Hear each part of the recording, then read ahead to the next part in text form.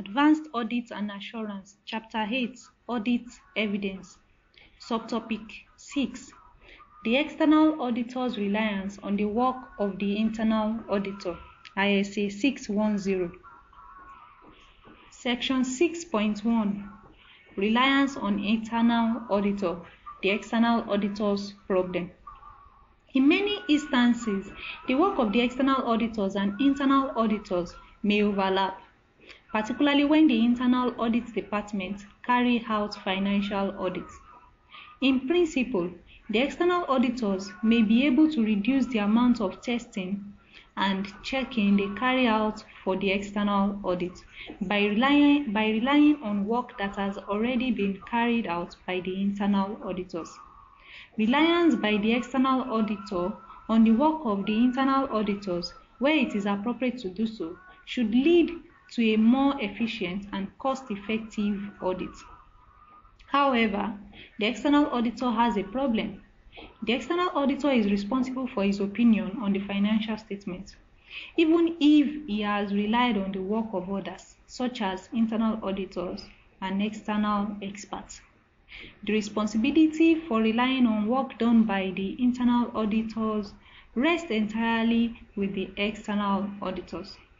The external auditors must therefore be satisfied that they can rely on the work of the internal auditors to support the external audit opinion. The external auditors must therefore decide whether to rely on work done by the internal auditors, and if so, in what respect. Section 6.2. ISA 610. Using the work of internal auditors.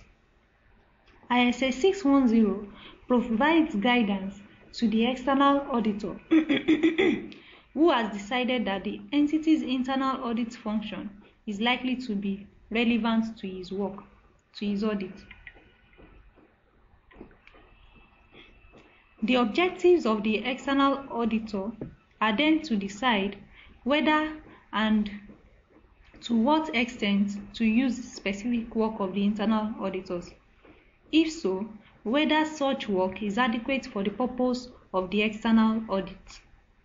To determine whether such work is adequate for its purposes, the external auditor is required to evaluate the internal audit function and its procedures. A decision can then be taken as to whether the work of the internal auditors can be used as part of the evidence on which the external audit opinion will be based. The following factors should be considered by the external auditors in making the assessment of internal audit. 1. The status of the internal audit department within the entity. In particular, the objectivity of the internal audit department is important. The external auditors will be more willing to rely on the internal auditors if the internal audit department has a considerable degree of operational independence. For example, in deciding the nature of the audit work it will carry out and in reporting to an independent senior person or body within the entity, such as the audit committee, rather than the finance director. The external auditor will also need to consider the scope of the internal audit work and any restrictions placed by senior management on the scope of its work, and whether management acts on recommendation in internal audit reports. If management ignores recommendations in internal audit reports, the external auditors cannot have much confidence in the ability of internal audit to ensure the effectiveness of internal control. 2. The technical competencies and due professional care of the internal auditors. The external auditor must be satisfied that the internal audit staff have sufficient technical competence and take a professional approach towards their work. 3. There will be need to be effective communication between the external and internal auditors, with meetings held at appropriate intervals and each notifying the other of any significant matters that might affect the other's work. In addition to the general assessment of internal audits, ISA 610 also requires the external auditor to evaluate each specific piece of work performed by internal audit before it is used as external audit evidence. To determine the planned effect of the work of internal audit on the nature, timing, and extent of the external auditor's procedure, the external auditor is required to consider 1. The nature and scope of specific work performed or to be performed by internal audits. 2. The assessed risk of material misstatement of the account balance or transaction level. 3. The degree of subjectivity involved in the evaluation of evidence gathered by internal audit. Because the external auditor is fully responsible for the audit opinion, he will need to test the work performed by the internal auditors. Before using specific work of internal audit, the external auditor is required to evaluate whether 1. The work was performed by internal auditors with adequate technical training and proficiency. 2. The work was properly supervised, reviewed, and documented. 3. Adequate audit evidence was obtained. 4. Appropriate conclusions were reached, consistent with any reports prepared. 5. Any exceptions or unusual matters were properly resolved. Procedures to achieve this might include 1. Examining items already examined by internal audit. 2. Examining other similar items. 3. Observing procedures performed by internal audit. The external auditor's evaluation of the internal audit function and its work should be fully documented in the external auditor's working paper. Subtopic 7. The audit of accounting estimates, ISA 540. Section 7.1. The nature of accounting estimates and the audit problem. In the financial statement, estimated figures are used in situations where it is not practical or not possible to obtain a more precise measurement of an item. ISA 540 defines an audit estimate as an approximation of a monetary amount in the absence of a precise means of measurement. Accruals, prepayments, and depreciations are all examples of areas where estimates are widely used. Other examples are the estimation of deferred tax, the estimate of losses or profits on long-term construction contracts, and provision for the settlement of unfinished legal disputes. Estimates are made for the financial statement by the management of the entity using their judgment. The audit problem is therefore fairly clear. How does the auditor satisfy himself that the estimates made by management for inclusion in the financial statements are reasonable? The audit risk can be high. Section 7.2 ISA 540 Auditing Accounting Estimates. ISA 540 Auditing Accounting Estimates, including fair value accounting estimates and related disclosures, is concerned with the audit of all accounting estimates, including those involving fair values. It requires auditors to obtain sufficient appropriate audit evidence as to whether accounting estimates, whether recognized or disclosed in the financial statements, are reasonable and whether the related disclosures are adequate. Because of the number of major corporate scandals in recent years about aggressive earnings management, ISA 540 introduces requirements for greater rigor and skepticism in the audit of accounting estimates. It encompasses a risk-based approach, focusing on those estimates that have high estimation uncertainty. ISA 540 gives the following examples of accounting estimates. 1. Allowance for doubtful accounts. 2. Inventory obsolescence. 3. Warranty obligations. 4. Depreciation method or asset useful life. 5. Cost arising from litigation settlement and judgment. 6. Provision against the carrying amount of an investment where there is uncertainty regarding its recoverability. 7. Outcome of long-term contracts. Additional examples of situations where fair value accounting estimates may be required include 1. Complex financial instruments which are not traded in an active and open market. 2. Share-based payments. 3. Property or equipment held for disposal. 4. Certain assets or liabilities acquired in a business combination, including goodwill and intangible assets. 5. Transactions involving the exchange of assets or liabilities. Audit evidence relating to such estimates is often of relatively poor quality because of the nature of the items involved.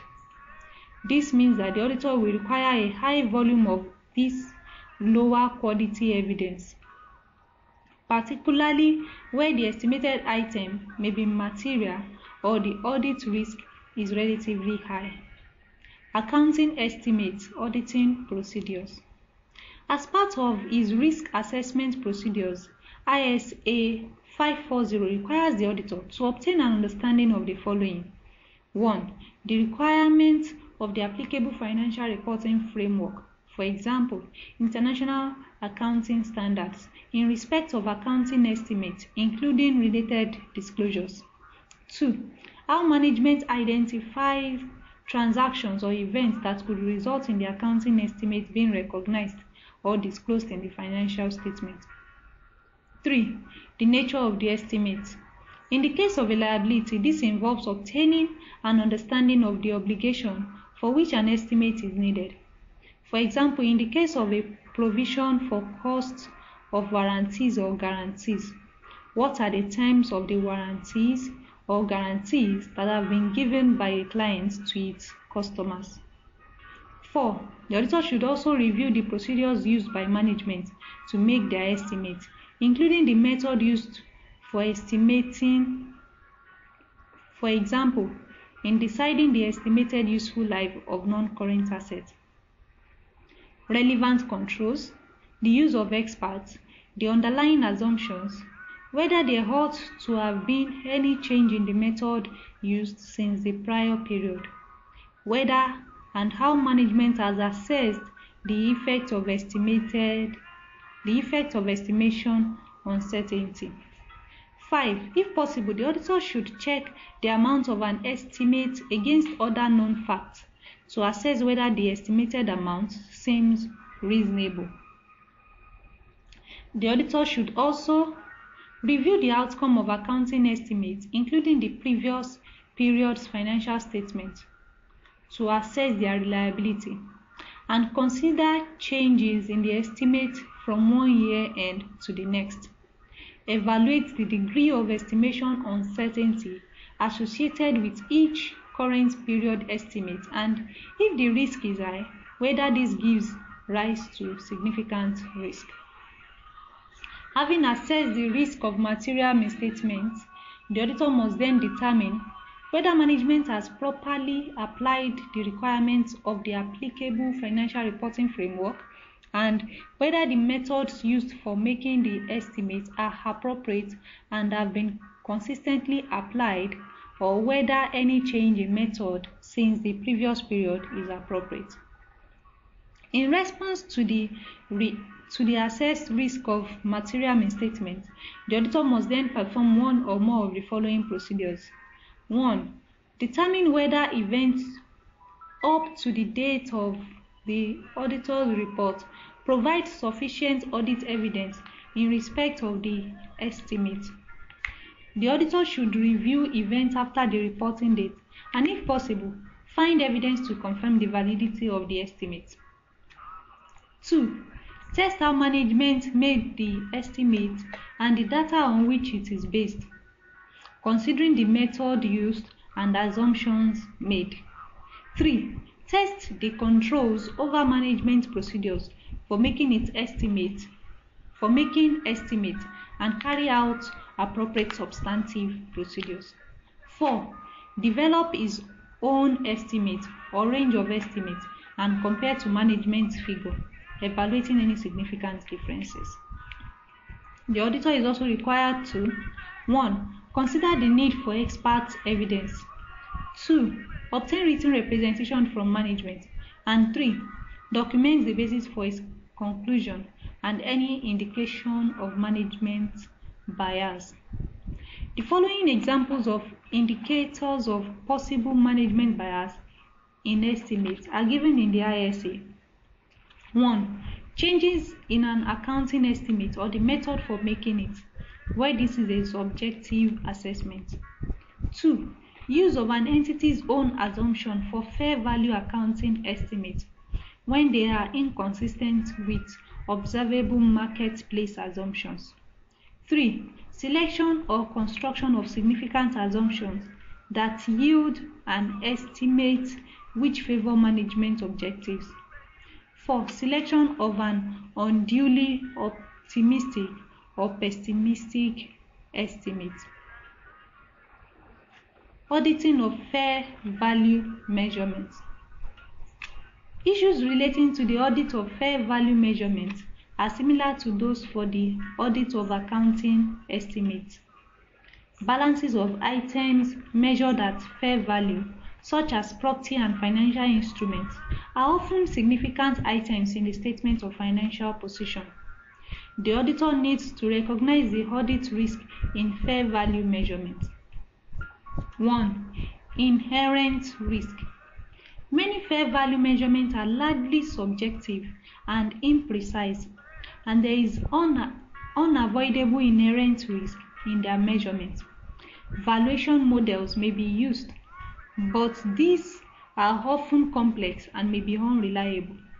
For example, in the case of non-marketable financial instruments or models to assess the amount of liability to a company's pension fund, the inherent risk is much less when an open market exists for the items measured at fair value.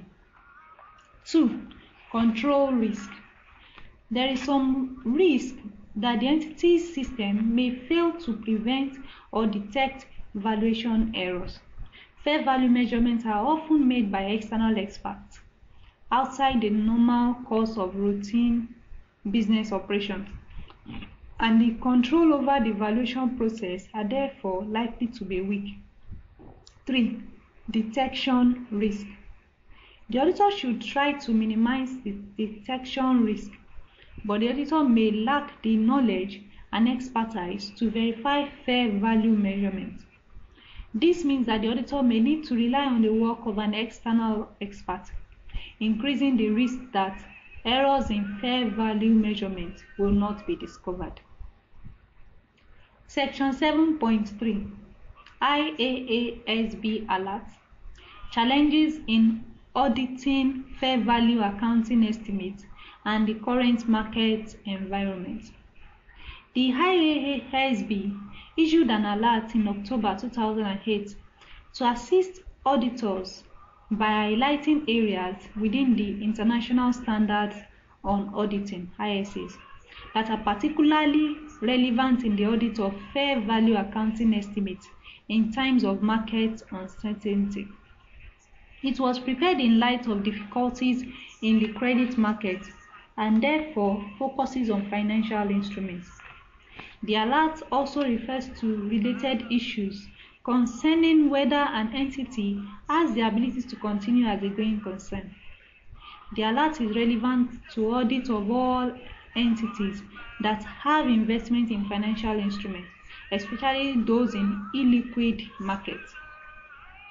Key matters highlighted in the alert. 1. Challenges faced in accounting on the basis of fair value. 2. Requirements and guidance in standards that are particularly relevant to fair value. 3. Other considerations in audit of fair value accounting estimates. 4. Initiative of the International Accounting Standard Board. And 5. Recent revisions to extant standards on auditing, accounting estimates. Recent revisions to extant standards on auditing, accounting estimates, and fair value measurements and disclosures, which, while not yet effective, may be helpful to auditors. Subtopic 8. The audit of specific areas of the financial statement. Section 8.1. Introduction. In your examination, you'll be required to apply the general principles of obtaining audit evidence to specific areas of the financial statement that are regulated by one or more of the international accounting standards. In order to deal with exam questions of this type, you need to know the details of the relevant IFRS or IAS. You will then need to consider 1. Materiality. Is the item material for the financial statements? 2. Key requirements of the IFRS or IAS. What does the auditor need to test to ensure compliance? 3. How to obtain suitable audit evidence to check compliance with the accounting standard. The main areas that you may be required to consider in the examination are set out below as a checklist of the main issues that the auditor should consider when gathering audit evidence. Section 8.2. Auditor's checklist for specific IASs and IFRSs. IAS 1. Presentation of financial statements. Has the going concern basis been adopted? Is the going concern basis appropriate? 2. If the directors of the client company have decided that the going concern basis is not appropriate, have the relevant disclosures been made? 3. If there is uncertainty about the going concern status of the company, have the relevant disclosures been made? 4. Has the accrual concept been complied with? 5. Is there consistency in the presentation and classification of items in the financial statement between the current and previous financial periods? 6. Has each material class of items been separately presented in the financial statement? 7. Has offsetting of assets and liabilities or income and expense been applied only as permitted by an accounting standard? 8.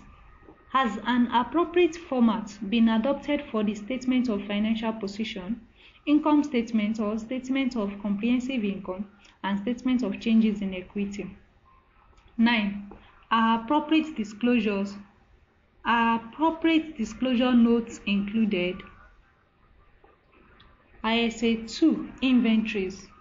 1. Has inventory been consistently valued at the lower of cost and net realizable value, or on an item by item basis? 2.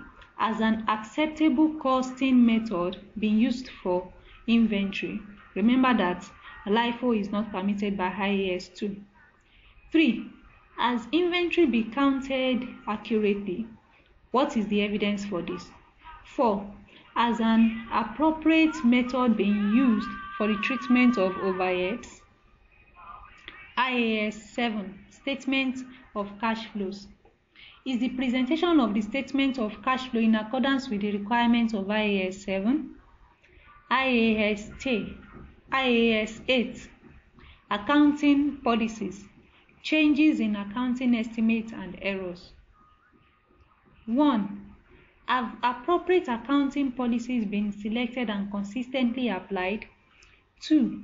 Have any changes in the accounting policy permitted under IAS 8 been correctly accounted for as prior period adjustments? 3. Have fundamental errors in prior period financial statements been accounted for as prior period adjustments? 4. Have changes in accounting estimates been reflected on a prospective basis? IAS 10. Events after the reporting period.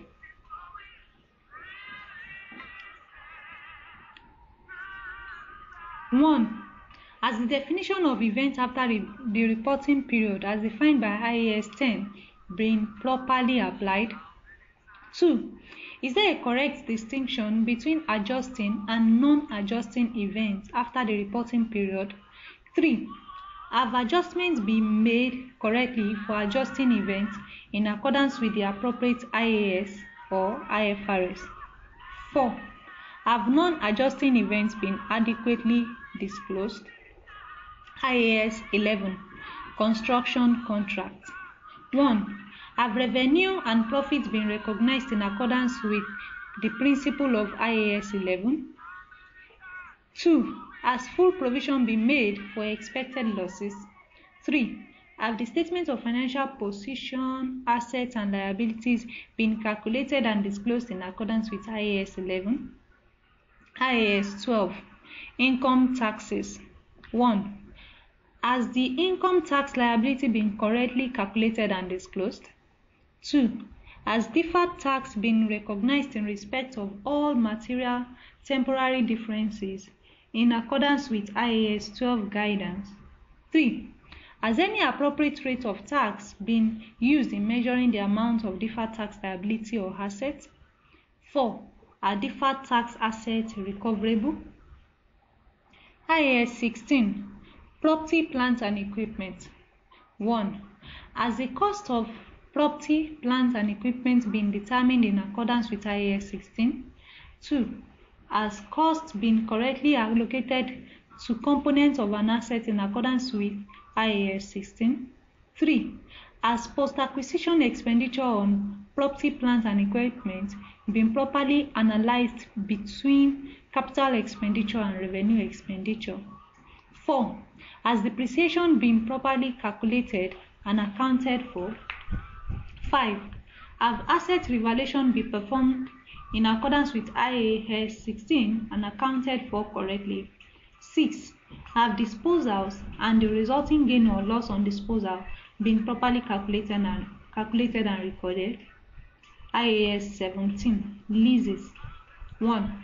Have leases been properly classified between finance leases and operating leases, and has the appropriate accounting treatment been applied to each type of lease? 2. Have leasing obligations, that is finance leases, been properly analyzed into current and non-current liabilities? 3. For finance leases, have the depreciation and finance charges been allocated to accounting periods in accordance with IAS 17? 4. Have the appropriate disclosures been made? IAS 18. Revenue. Have the appropriate principle of revenue recognition been applied to the recognition of revenue from the sales of goods, the provision of services, and other items? Note: the financial statement risk of non-compliance with IAS 18 and the overstatement of revenue by recognizing it too early was discussed in an earlier chapter. IAS 19. Employee benefits. 1. Have appropriate liabilities been recognized correctly when employees have provided service in exchange for employee benefits to be paid in the future? 2. As the expense of the entity consuming the economic benefit arising from service provided by employees in exchange for employee benefits being recognized correctly? IAS 20. Accounting for government grants and disclosure of government assistance. 1. Have revenue-based grants been credited to the income statement or statement of comprehensive income at the same time as the related expense? 2. Have capital-based grants been accounted for in accordance with IAS 20? The grants should either 1. Be credited to the assets account with depreciation then on the net cost of the asset, or 2, carried as a deferred credit, which is then amortized to the income statement or statement of comprehensive income over the life of the asset. IAS 23, borrowing cost. 1. Have borrowing costs been recognized as an expense in the period in which they are incurred? 2. If the borrowing costs have been capitalized, are they directly attributable to the acquisition, construction, or production of a qualifying asset? 3. Have appropriate disclosures been made of the accounting policy, the amount of capitalized borrowing costs in the period, and the capitalization rate used to determine the amount of borrowing costs eligible for capitalization? IAS 24, related party disclosures. Have necessary disclosures been made to draw attention to the possibility that the company's financial position or profit or loss has been affected by related parties and related party transactions? IAS 32, financial instruments, presentation, and IFRS 7, financial instruments disclosures. 1. Have financial instruments, that is liabilities, been properly classified as debt or equity based on their substance? 2. Have compound instruments been properly analyzed into their debt and equity elements? 3. Have payments to the provider of capital been correctly classified as borrowing costs or dividend in accordance with the classification of the instruments to which they relate? 4. Have appropriate disclosures been made of risk exposures, risk management, and hedging policies? IAS 33, earnings per share. Has the basic earnings per share been correctly calculated and disclosed for the current and prior reporting period? 2. Has diluted earnings per share been properly calculated and disclosed where relevant? IAS 34, interim financial reporting. 1. Have the interim financial reports been prepared in accordance with local requirements as well as IAS 34? 2. Do the content comply with the minimum requirements of IAS 34? 3. Are appropriate disclosures included in notes to the interim statement? IAS 36, impairment of assets. 1. Have the directors identified events that may indicate an impairment review is necessary? 2. Have recoverable amounts been calculated in accordance with IAS 36? 3. Where appropriate, have cash generating units been identified? 4. If an impairment loss has been recognized, has the loss been allocated to assets and recorded correctly? IAS 37, provisions, contingent liabilities, and contingent assets. 1. Have all necessary provisions been recorded? 2. Have contingent liabilities, contingent assets been disclosed as required by IAS 37? 3. As discussed in more detail below, ISA 501 Audit Evidence, specific considerations for selected items, covers contingencies relating to litigation and legal claims. This typically represents the major part of audit work on contingencies. IAS 38, intangible assets. 1. Have purchased intangible assets been recognized and measured in accordance with IAS 38? 2. Have the useful life of intangible assets been estimated in a reasonable way? 3. Is there evidence to support the non-depreciation of intangibles with an indefinite useful life?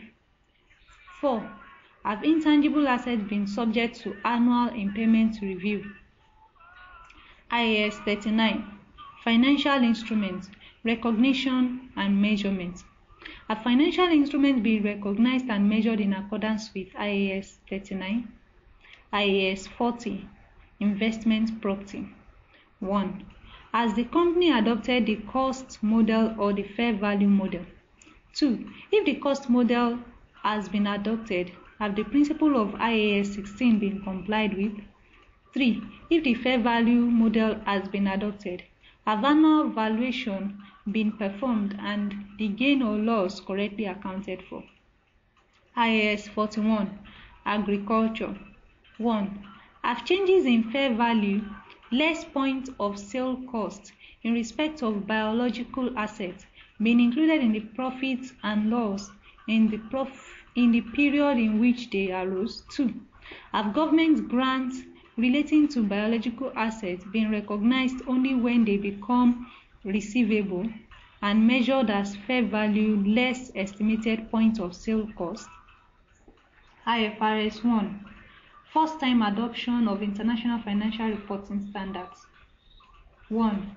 Has the company followed the specific Nigerian guidance issued by the FRC in respect of the IFRS guidance on exemptions and exceptions from full retrospective restatement on first time adoption? 2. Has the company adopted a set of accounting policies that are appropriate and in compliance with IFRS? 3. Have all assets and liabilities recognized under IFRS been properly recognized and classified? 4. Have all assets and liabilities not recognized under IFRS been removed from the financial statement? IFRS 2. Share-based payments. 1. Is the calculation of share-based payment correct? Check the number of employees granted share options and the number of options per employee, the official date for the grant of the options, the length of the vesting period, the required performance conditions attached to the options. 2. Has the cost of the share-based payments been spread fairly over the vesting period? 3. Are the assumptions used to predict the level of staff turnover reasonable based on available resources, based on available evidence? If not, what assumptions would be reasonable? The assumption about staff turnover affects the estimated cost of the share-based payments. 4. Is the estimate of the fair value of the equity instrument reasonable, and is it consistent with any valuation provided by external experts such as chartered financial analysts? IFRS 5. Non-current assets held for sale and discontinued operation. 1. Has the definition of discontinued operation in IFRS 5 been properly applied? 2. Have the results of discontinued operation been properly quantified and disclosed? 3. Has the definition of assets held for sale contained in IFRS 5 been properly applied? 4. Have assets held for sale been properly valued and disclosed? IFRS 6. Exploration for evaluation of mineral resources. 1. Where a company has recognized assets as a result of exploration and evaluation expenditures, and facts and circumstances suggest that the carrying value may exceed the recoverable amount, has an impairment test of those assets been carried out? 2. Has any impairment loss measured, presented, and disclosed in accordance with IAS 36? 3. Has the entity disclosed information that identifies and explains the amounts recognized in its financial statement arising from the exploration for and evaluation of mineral resources? IFRS 8. Operating segment. 1. Have the criteria for reportable segments been properly applied? 2. Has all the required information been disclosed? IFRS 9. Financial instruments. 1. Are financial instruments being recognized and measured in accordance with IFRS 9? Section 8.3.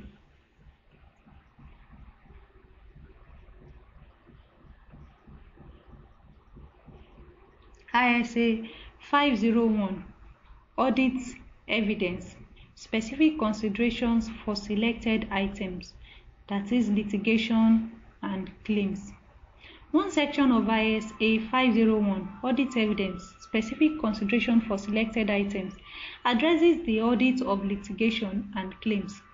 ISA 501 states that the auditor should design and perform audit procedures in order to identify litigation and claims involving the entity which may give rise to a risk of material misstatement, including a inquiry of management and, where applicable, others within the entity, including in-house legal counsel. B. Reviewing minutes of meetings of those charged with governance and correspondence between the entity and its external legal counsel. And C. Reviewing legal expense accounts. If the auditor assesses a risk of material misstatement regarding litigation or claims that have been identified, or when audit procedures performed indicates that other material litigation or claims may exist, the auditor shall, in addition to the procedure required by other ISAs, seek direct communication with the entity's external legal counsel. The auditor should do so through a letter of inquiry prepared by management and sent by the auditor, requesting the entity's external legal counsel to communicate directly with the auditor. If law, regulation, or the respective legal professional body prohibits the entity's external legal counsel from communicating directly with the auditor shall perform alternative audit procedures. The auditor shall modify the opinion in the audit report in accordance with ISA 705. If 1. Management refuses to give the auditor permission to communicate or meet with the entity's external legal counsel, or the entity's external legal counsel refuses to respond appropriately to the letter of inquiry, or is prohibited from responding, and 2. The auditor is unable to obtain sufficient appropriate audit evidence by performing alternative audit procedures. Section 8.4. Conclusion. Audit papers, audit procedures, and audit matters. It is highly probable that a question in your examination will ask you to describe the audit procedures in relation to a specific issue in the financial statement, or to comment on audit matters that should be considered in relation to a particular item. The question might also ask about the audit evidence you would expect to see on file in respect of these procedures and matters. A question may therefore ask any of the following. 1. What audit procedures should be carried out in respect of ... An audit procedure is an action, for example, discuss with management or vouch to invoice. 2. What audit evidence would you expect to see in relation to ... Audit evidence will be in terms of will be an item or record. Audit evidence will be an item or record. For example, a copy of the relevant sales contract. Remember that discussion with managers about significant matters should be included in the documentation in the audit working paper as audit evidence. What matters would you consider in respect of ... Relevant matters to consider will include 1. Materiality, 2. Risk, and 3. The requirements of any particular accounting or auditing standard. Example: audit procedures. Your audit firm is carrying out the audit of ABC Company, which owns the well-known Halberd brand, known for fashion clothes. The brand name was purchased 3 years ago and is being amortized. What audit procedures might be carried out in respect of the useful life of the Halberd brand name? Answer. Tutorial note. You need to identify a suitable audit procedure.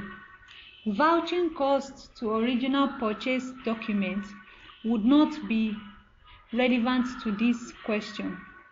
Instead, it is important to consider how to audit the period over which the brand is being amortized. Ideas for a solution. Relevant procedures will be as follows. 1. Compare the useful life attributed to the Halberd brand with the useful life of brands of other business entities in the industry. 2. Review the annual marketing spend on the brand. 3.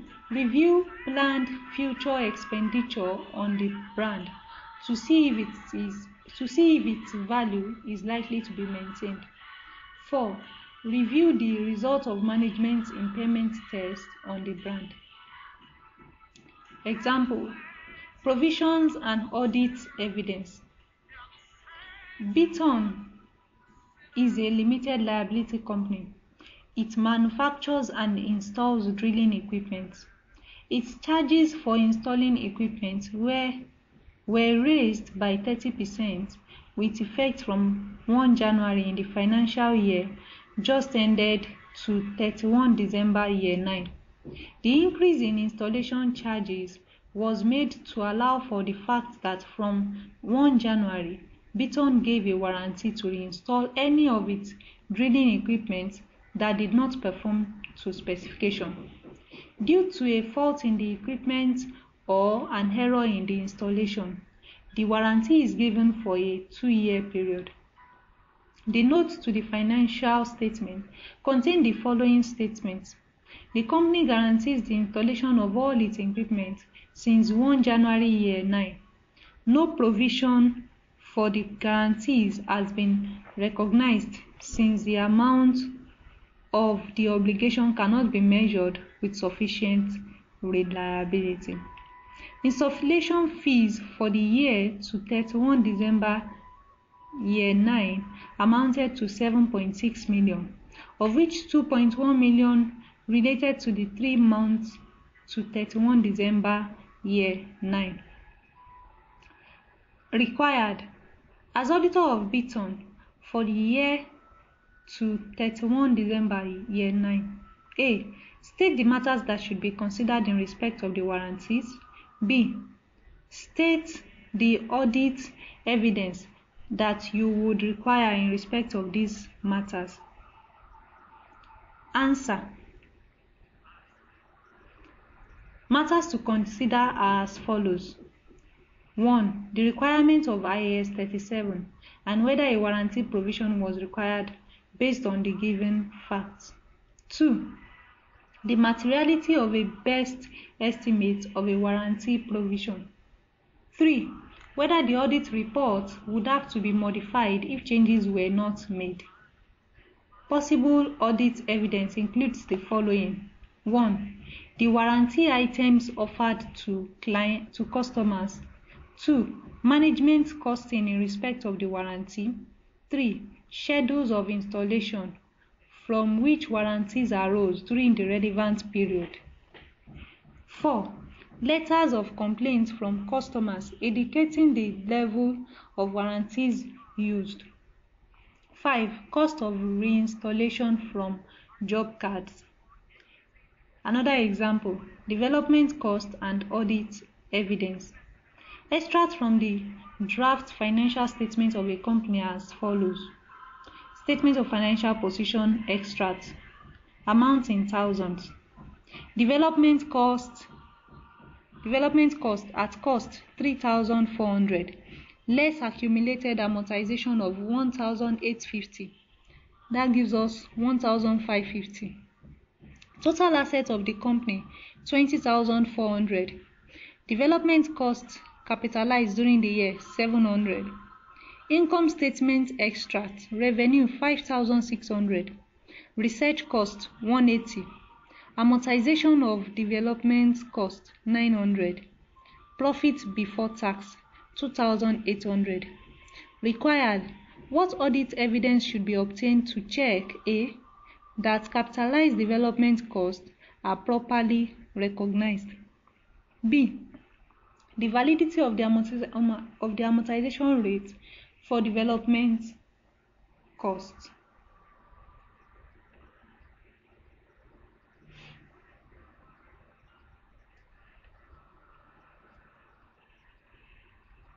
Answer.